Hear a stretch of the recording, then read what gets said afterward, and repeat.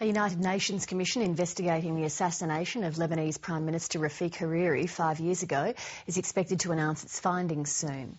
There are fears it could shatter the fragile peace Lebanon's managed to build since his murder. Many believe it'll blame Lebanon's most powerful military force, Hezbollah, for the bombing. And as Middle East correspondent Ben Knight reports, that has the potential to reignite the civil violence of 2008 and possibly draw the entire region into conflict. When the Lebanese Prime Minister Rafik Hariri's car exploded in 2005, many Lebanese suspected the hand of Syria was behind it, along with its local ally in Lebanon, Hezbollah. And after years of Syrian interference in their country, this was the last straw for many Lebanese. In what became known as the Cedar Revolution, Syrian troops were driven out of Lebanon, and the country began its journey towards creating a new independent government without foreign interference. But it hasn't been easy, because Lebanon still faces a major problem within its own borders. Hezbollah is the most powerful actor in Lebanon, both politically and militarily. It will remain so. That's largely due to Hezbollah's military force, which is larger and better equipped than Lebanon's own national army. And Hezbollah is only getting stronger. I think that what we see in Lebanon is a gradual takeover by the Islamists of this country.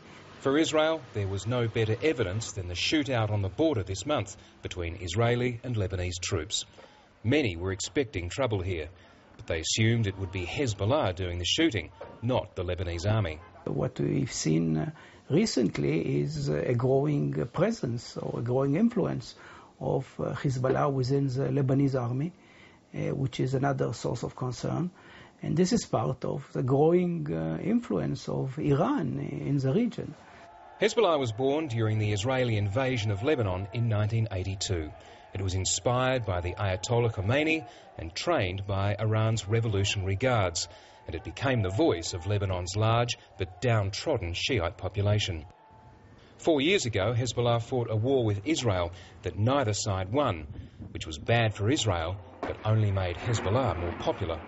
We're not about to see a divorce between Hezbollah and its constituency, and I think that's something that the Bush administration learned at its expense.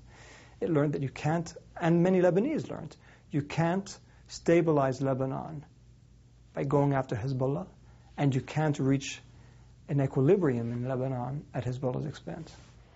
The last attempt was 2 years ago when the Lebanese government tried to shut down Hezbollah's private phone network.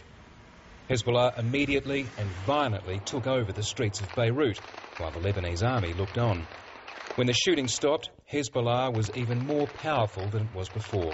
It had won a power of veto in the Lebanese cabinet and would never again be threatened by the Lebanese government.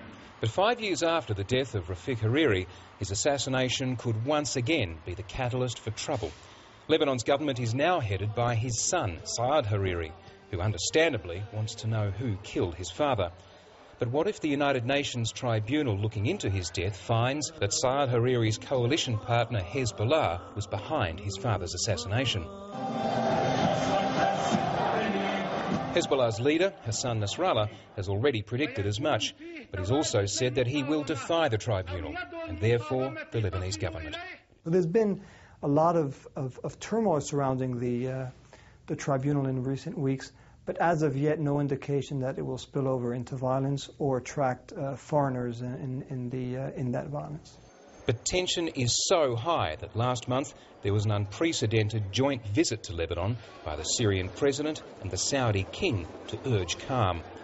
How Lebanon resolves any coming crisis will determine whether the country holds together or once again falls into civil war. And across the border, Israel is watching with increasing concern.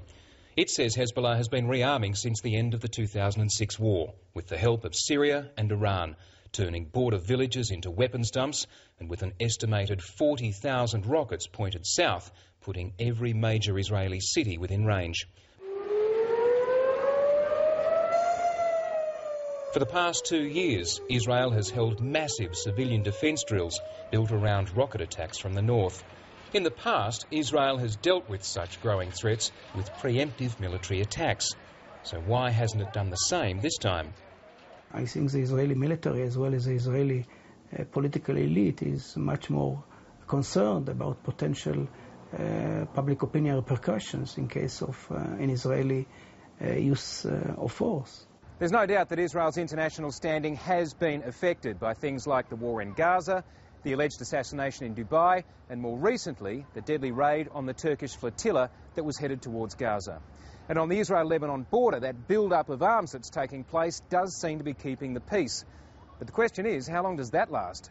Over time, the equilibrium is not sustainable. The balance of power is not sustainable, and that were a confrontation to erupt, it would be much more serious than what we saw in 2006. Until then, this will remain one of the most tense borders in the world. Ben Knight, ABC News, Jerusalem.